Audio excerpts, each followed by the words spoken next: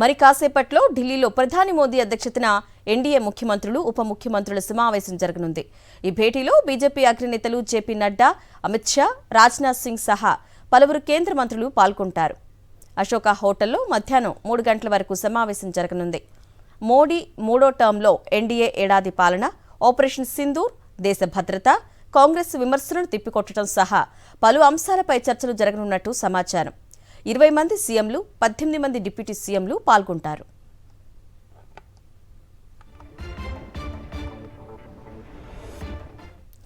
మరి కాసేపట్లో ఢిల్లీలో ప్రధాని మోదీ అధ్యక్షతన ఎన్డీఏ ముఖ్యమంత్రులు, ఉప ముఖ్యమంత్రుల సమావేశం జరగనుంది.